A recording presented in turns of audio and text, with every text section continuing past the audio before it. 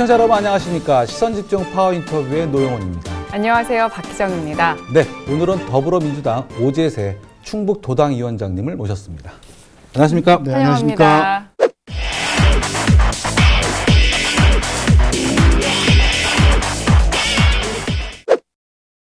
최근에 상을 하나 받으셨더라고요. 입법 의정 부분 자랑스러운 대한민국 대상을 수상하셨습니다. 축하드립니다. 감사합니다. 먼저 수상 소감 한 말씀 해주시죠. 네, 의정 부문에서 서민과 약자들을 위한 입법 활동에 대해서 상을 주신 건데요. 네.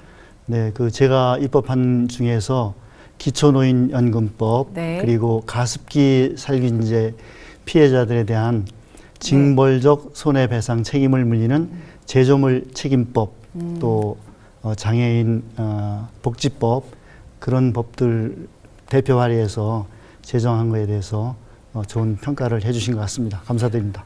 네, 사회 전반 곳곳에서 우리 서민과 외로우신 분들을 위해서 법안 활동을 활발하게 하신 결과라고 생각이 되는데 그중에서 가장 기억에 남는, 가장 의미 있는 법안을 어떤 걸 꼽으세요? 제가 19대 때 보건복지위원장으로 있을 때 어르신분들께 20만 원씩 드리는 기초연금법 그 법이 여야 간에 이렇게 논란이 많았는데 제가 위원장 하면서 20만 원씩 드리는 기초연금법을 통과시킨 것이 가장 보람이 있는 법이었습니다. 네.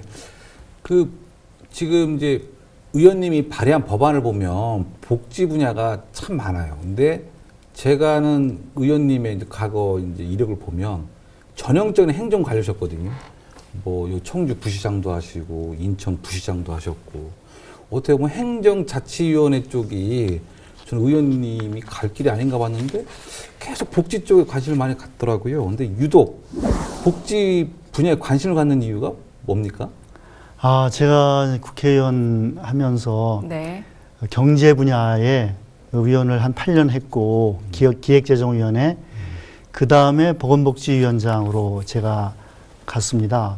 그래서 가서 보니까 잘 아시는 것처럼 우리나라가 해방 이후에 정말 폐허에서 경제 개발을 해서 세계에서 12번째 그런 경제 GDP 12번째 1조 5천억을 달성해서 경제 기적을 이룬 나라가 됐지 않습니까? 그래서 OECD에도 이제 저희가 가입을 했는데 막상 OECD라는 그 선진국 그 국가군에 들어가서 보니까 우리나라가 노인 빈곤율이 또 제일 높고 또 자살률도 제일 높고 또 저출산도 제일 높고 그래서 왜 우리나라가 경제가 발전하고 국민소득이 3만 불이 돼서 모두가 경제 기적을 이루었다고 하는데 복지 부분에서는 노인 빈곤율도 제일 높고 자살률도 제일 높고 출산율도 제일 낮고 이 원인이 뭔가 하는 것을 보니까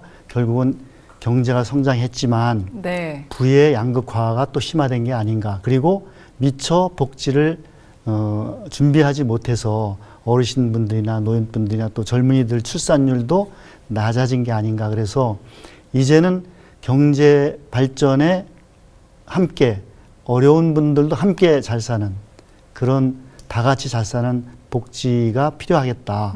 그래서 이 어려운 분들에 대한 기초연금이라든지 보육법이라든지 장애인법이라든지 이런 거에 대해서 관심을 많이 가지고 발의를 많이 하게 됐습니다. 그래요. 우리나라가 너무 개발 위주 정책을 피다 보니까 그쵸 미처 놓치고 간 부분들이 많았습니다. 그래요. 또 지난달 22일에 보니까 더불어민주당 최고위원회의에서 도당위원장으로 연임이 확정이 되셨습니다. 내년 이제 선거를 앞두고 어깨가 좀 무거우실 것 같아요. 우리 이제 문재인 정부가 출범하면서 도당위원장이 이제 새로 임명이 돼서 국민 모두와 함께 새 정부에 대한 기대가 높고 또 거기에 뒤따르는 책임도 높다 하는 것을 이제 함께 느끼고 있습니다. 지금 이제 더불어민주당의 정당 지지율이 아주 높아요. 다른 정당 몇 배의 지지율을 보이고 있는데 아마 이런 상황에서 선거 처음 치르시지 않나요? 이렇게, 아, 그렇죠. 예, 이렇게 막 높은 상황에서 네. 그러다 보니까 또 이제 도당위원장이 또 공천권도 행사하는 그런 자리인데 내년에 이제 6월 지방선거를 총 지휘를 하셔야 돼요. 근데 제가 지금까지 볼 때는 사선 국회의원이 도당위원장으로 선거 지휘하는 건 처음 본 것 같은데요. 뭐 제가 정치 담당 기자 하면서 처음 본 것 같은데 내년에는 좀 민주당이 좀 수성이 아니라 탈환을 해야 되는 상황인데 내년 선거 승리를 위한 필승 전략 어떤 게 있습니까? 네, 지금 말씀드린 대로 이제 새 정부이기 때문에 여건은 굉장히 좋다. 네. 당의 지지도도 높고 또 정부에 대한 지지도도 높고 그래서 여건은 좋습니다. 그래서 이러한 그 좋은 여건을 바탕으로 해서 이제는 이제 유능하고 참신한 후보 그리고 이제 공천 과정도 또 투명해야 되고 또 이 지지를 바탕으로 해서 당원도 이제 더 많이 확보하면서 요새 당원 많이 늘었더라고요. 네, 많이 늘었습니다. 그러면서 이제 지역 발전과 공약 이행을 위한 그런 비전 공약 정책들을 제시해서 이번 지방선거가 중요하죠. 이제 새 정부의 1년에 대한 평가도 되고 앞으로 4년에 대한 네. 또 공약을 이행하고 지역 발전시킬 수 있는 그 동력을 확보하는 선거 아닙니까? 그래서 중요한 선거이기 때문에 이런 그 여건과 또 노력을 함께 합쳐서 필승을 위해서 전략을 짜고 있습니다. 그렇지만 제가 그 계산군수 보궐선거를 네. 보면서 실망을 금치 못했습니다. 그 이유는 뭐냐면 대선하고 같이 치러진 선거였어요. 압승했죠, 더불어민주당이. 하지만 계산군수 선거에서 민주당 참패했어요. 그 이유 아시죠? 네, 압니다. 그 공정하게 안 했기 때문 아닙니까? 그렇습니다. 예, 공천 과정에 문제가 있었던 것 같아요. 예. 그러면서 근데 그런 것이 다시 반복될 수도 있거든요. 근데 그런 부분에 있어서는 도당위원장은 어떻게 생각하십니까? 네, 그래서 역시 이제 제일 중요한 것이 이제 후보잖아요. 그래서 후보가 능력 있고 우선 능력이 있어서 유능해야 되고 그리고 이제 참신하고 도덕성을 갖춘 후보가 있어야 되고 또 그런 후보를 공천하는 과정이 공명정대하고 투명해야 그런 후보가 공천이 되지 않습니까? 이 공천이 이제 잘못돼서 전략 공천을 한다든지 뭐 공천에 사심이 들어간다든지 하면 좋은 후보가 밀리고 또 좋지 않은 그런 공천이 되면 결국은 선거에서 지거든요. 그래서 이번에는 공천을 아주 투명하게 그리고 공정하게 경선을 원칙으로 경선이 원칙입니까? 예, 대원칙이 거의 다 저희 충북의 경우에는 전략 공천은 거의 하지 않고 경선을 원칙으로 하려고 합니다.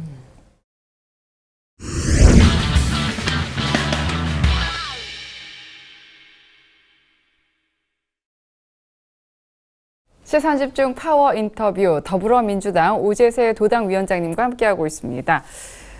네, 문재인 정부에 힘입어서 청주시장 등 더불어민주당에 입당하는 후보들이 출마 선언을 하고 있습니다. 국내 분위기는 어때요? 예. 네, 상당히 고무적이고 네. 희망에 차 있습니다. 그럼에도 불구하고 너무 또 깐깐한 도덕성을 들이대기 때문에 좀 멈칫하시는 분들도 계실 것 같기도 해요. 뭐 그렇지는 않고요. 이제 상당히 이제 희망과 기대가 있다 보니까 좋은 후보들이 많이 나와서 경쟁이 치열합니다. 그래서 네. 이러한 후보들 간의 경쟁을 어떻게 질서 있게 그리고 공명정대한 경쟁으로 이끌어 가느냐 하는 것이 이제 저희들 과제인데 여하튼 지금 후보들 간에 경선을 대비해서 당원 입당에 러쉬를 이루고 있습니다. 그래서 치열한 경선이 이루어질 것 같습니다. 제가요 1998년부터 도청 출기자를 하면서 2008년까지 뭐 중간에 뭐 좀 공백이 있었지만 정치 담당 기자를 진짜 충북에서는 2번째로 오래 했거든요. 그러면서 제가 좀 정치 취재를 오래 하다 보니까 이제 그 여러 가지 느낀 것 중에 하나인데 더불어민주당이 이렇게 하겠다는 사람이 많은 적이 이번 처음이에요. 예. 그 정도로 지금 저도 놀랄 정도로 오히려 자유한국당은 최근에 이제 누구를 만났더니 그 고민을 얘기하더라고요. 도지사 후보가 없다는 거죠. 아마 이게 아주 참 제가 봐도 참 신기한 현상인데, 근데 지금 당내 분위기는 많이 좋은 것 같은데, 이런 분위기를 처음 받아보시는데 어떻게 생각하십니까? 네, 뭐 지금 현재로서는 당 지지가 50%였던 적이 없으니까 지금 말씀하신 대로 이건 뭐 야당이 집권했을 때조차도 대개는 이제 50%는 안 되고 정당 지지도는 상당히 낮았었거든요. 근데 이번에는 당 지지도도 높고 네. 또 취임한 새로운 대통령 지지도도 높고 그런 상황이라 더 할 수 없이 이제 좋은 여건이지만 저희들이 경계하는 것은 이러한 지지도가 굳건하고 이제 오래 지속돼야 되는데 네. 그러려면 이제 그야말로 국민이 바라는 그런 기대에 충족되는 그런 정치가 내용이 실질이 이루어져야 되는데 그것은 그렇게 쉬운 일은 아니잖아요. 네. 그래서 조심조심 공약을 실천하고 국민의 목소리를 경청해서 국민이 바라는 바를 잘 이뤄 나가야 되겠다. 특히 요즘에 최저임금이라든지 네. 비정규직 문제라든지 이런 과제들이 사실은 굉장히 어려운 일이거든요. 그래서 이런 것은 좀 더 장기적이고 또 많은 사람들이 그 합의를 이루어야 되는 거잖아요. 그러니까 재벌과 또 중소기업과 자영업자와 근로자들 이해관계에 있는 분들이 합의를 해야 되는 일이기 때문에 네. 쉬운 일은 아니다. 그래서 저희들은 이런 지지율에 안주해서는 안 되고 정말 실질적으로 국민이 바라는 그런 합의에 의한 그런 일자리 창출과 노동 환경, 경제 환경을 만들어 가야 되겠다. 그렇게 지금 내심 상당히 조심스럽게 지금 생각하고 있습니다. 예, 그 어느 때보다 민주당 당 내에서 경선 그 경선 과정이 많이 치열할 거라는 생각이 드는데요. 의원들의 자질 검토 가장 중요할 것 같은데 어떻게 철저하게 검증하실 예정입니까? 뭐 일단은 이제 도덕성이라든지 그런 것들은 이제 모든 그 자료에 의해서 검증을 할 것이고요. 네.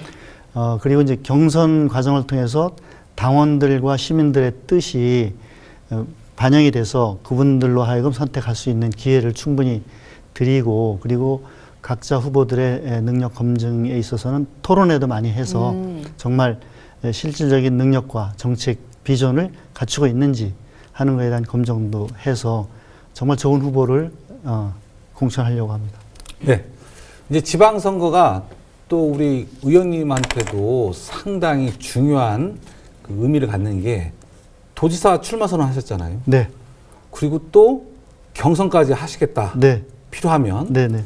물론 이제 국회의원 같은 경우에 경선에 출마를 해도 국회의원직 유지를 해요. 하지만 후보가 되는 순간 국회의원직을 내려놔야 되거든요. 네. 어떻게 보면 뭐 배수진을 치고 지금 네. 도지사 출마 선언을 하셨는데 이렇게까지 네. 경선까지 불사하겠다고 말씀하신 배경이 좀 궁금합니다. 예. 제가 이제 국회의원을 4번 해서 국민을 위한 입법 활동과 또 네. 예산 활동과 이런 국정 경험을 10년 이상 했고 또 이제 국회의원 하기 전에는 지방행정을 한 30년 했지 않습니까? 그래서 네. 이런 국정 운영 경험과 지방행정을 했던 실무 경험을 합쳐서 광역자치단체인 도지사, 도정의 역할을 수행하는 것이 어떨까? 그게 바람직하겠다.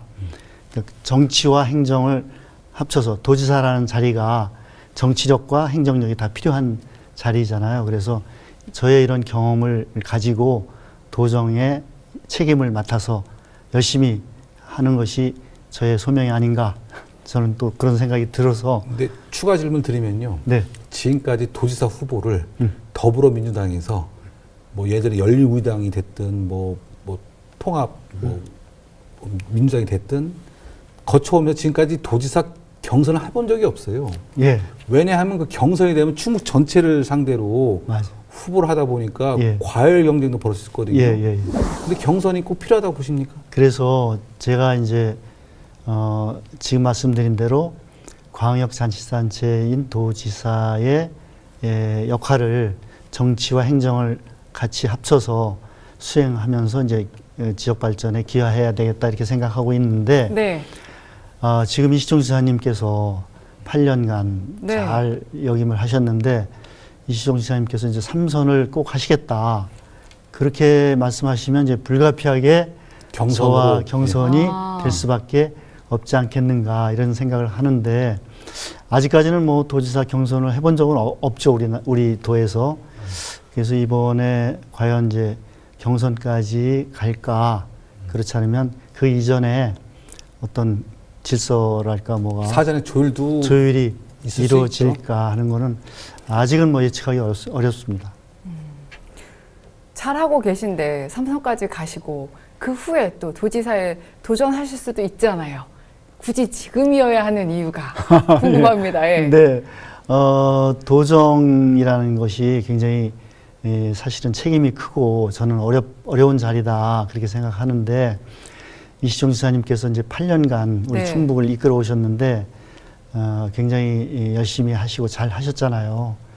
그래서 이제 뭐 많이 하셨지 않았느냐.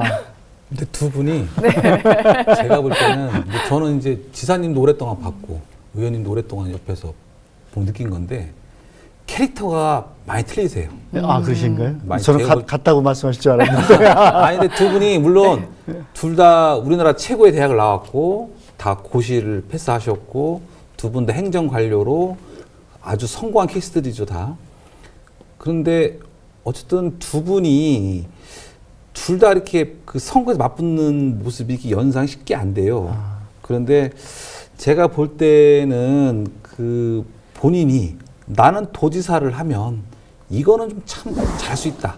그런 분야가 있을 것 같거든요. 네. 어떤 분야입니까?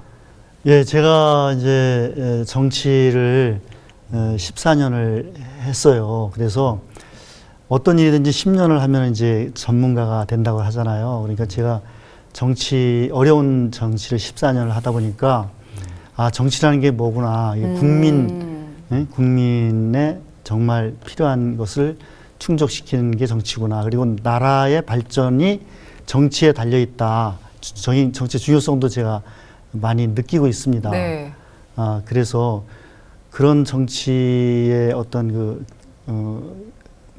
정치가 뭐다 하는 것도 알고 네. 또 복지 분야에 또 전문가시니까. 네, 복지도 했고 그랬기 때문에 충북 도정을 이끌면 충북 도민의 그 꼭 필요한 것을 충족시키고 삶의 질을 높이고 그리고 네. 또 충북이 발전하기 위해서는 경제가 이제 또 성장해야 되고 그러려면 이제 기업이 또 좋은 기업이 많이 와야 되고 그래야 이제 일자리도 창출이 잘 되고 이렇기 때문에 그런 이제 경제와 복지를 함께 아우러서 잘하는 그런 도정을 잘 수행할 수 있지 않을까 이렇게 저는 제 나름대로 네. 그런 생각을 하게 됐습니다. 네. 그렇다면 경선에 출마하실 경우에는 도당위원장 자리가 공석이 되는데 이 선거 앞두고 약간 차질이 빚지 않을까라는 생각이 네, 들거든요. 지금 이제 전국적으로 보면 현직 도당위원장으로 있는 분들이 네. 도지사나 시장으로 나오려고 하는 분들이 많이 있고 또 그런 걸 예측해서 그 선거 4개월 전에는 도당위원장을 사퇴해서 선거 공천에 영향력을 미치지 못하도록 네. 저희 당원에 그렇게 돼 있어요. 그러면 경선 때도 당연히 이제 사퇴한 상황에서 뜨는 그렇습니다. 거잖아요. 예, 그러면 예. 그 시기가 경선이 되게 2달 전, 네. 그러니까 이제 저희들이 6월에 선거이기 때문에 경선이 4월에 이루어지게 될 것 같은데 2월에 사퇴를 하게 돼 있습니다. 그러니까 그렇죠. 경선 한 2달 전에 그렇기 때문에 경선에는 도당위원장의 그 영향을 미치지 않고 또 미치지 못하도록 현재 당원상에 돼 있다 이런 말씀드립니다. 그래도 도당위원장이 도지사 선거를 나가겠다. 그러면 당연히 또 현직 사선 국회의원이고 도당위원장이 경선을 나간다고 그러면 당연히 당에서야 좀 이렇게 너무 유리한 게 아니야? 뭐 이런 얘기 나올 수 있지 않을까요? 전에 우리 이시종 지사님도 네. 그때 지사님 나가실 때 도당위원장 하시고 나가셨어요. 그런가요? 그때? 예, 그때도. 저도. 네. 그러신가요? 네, 네. 그때 그때 국회의원 하셨죠, 잠깐. 국회의원 하시고 도당위원장 하시고 아. 그 자리에서 지사로 후보 되셔가지고 나가셨고 네, 그리고 현재 도당이나 시당위원장 하고 있는 다른 시도에 있는 분들도 네. 그 중에서 지금 시장이나 도지사 나갈 분들이 몇 분 계셔요. 그렇지만 제가 좀 그걸 간과했네. 저는 이시종 지사님이 국회의원이었다는 걸 까먹고 있었어요. 아, 예. 그분도 재선 국회의원인데. 그렇죠. 그러다 보니까 그때 도지사 처음 나올 때는 그렇게 했죠. 그렇지만 어쨌든 그 이시종 지사는 지금까지 선거에서 한 번도 안 져본 아시죠? 네. 뭐 한 번도 무패 기록을 가진 7번 예. 선거하셔서 7번 다 이기셨죠. 이기셨죠. 예. 예. 그분의 어떤 좀 어떻게 보면 의원 입장에서는 좀 부담도 되겠죠. 근데 이시종 지사님의 가장 큰 장점이 뭐라고 보십니까? 아, 이시종 지사님은 성실하시죠. 아주 네. 아주 성실하시고 모든 것을 정말 정성을 다해서 하시는 정성과 의지가 굉장히 강하셔요. 예. 의지가. 좀 많이 느낍니다. 네. 그러니까 그것이 그분의 장점이죠. 그분의 지금까지의 그 경력을 보시면 전부 이렇게 말하자면 자수성가 네. 해오신 분이에요. 고등학교 때 학비가 없어갖고 네. 광산에서 일하셨다고 그러니까. 그럼요. 농사도 짓고 다 하셨어요. 네. 아, 그러니까 어쨌든 자수성가형의 어떤 네. 특유의 네. 의지가 강한 분 네. 이렇게 보시는군요. 예. 도전자 입장이신데 그럼 단점도 얘기를 해주세요. 네. 지사님 단점이요? 네. 제가 보기엔 뭐 단점은 없는 것 같고 아, 네, 알겠습니다. 저와 다른 거. 저와 네. 다른 게 그게 많이 제가 볼 때는 많이 틀리세요. 그러니까 틀린 게 뭐 틀린 것만 있을 뿐인 것 같습니다. 아, 예, 알겠습니다. 이렇게 훈훈하게 분위기를 마무리하고요. 그럼 마지막으로 내년 선거를 앞두고 네. 도당 위원장으로서 우리 시청자 여러분께 한 말씀 부탁드립니다.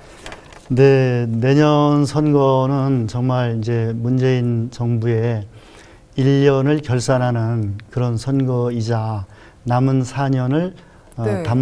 확보하는 그런 선거입니다. 그래서 문재인 정부가 성공하기 위해서는 내년 선거가 굉장히 중요한 선거가 되거든요. 그래서 국민의 압도적인 지지를 확보해서 지방선거에 승리하면 문재인 정부가 하려고 하는 공약이라든지 여러 가지 정책이 잘 이루어질 수 있지 않을까 이렇게 생각이 돼서 국민 여러분께서 내년 선거에 압도적인 지지를 보내주시기를 바라고 또 저희도 그런 지지를 확보하기 위해서 더 열심히 국민들께 경청하고 국민의 뜻을 받들어서 국가 발전과 또 충북 발전에 최선을 다하겠다 이런 말씀을 도민 여러분께 드립니다.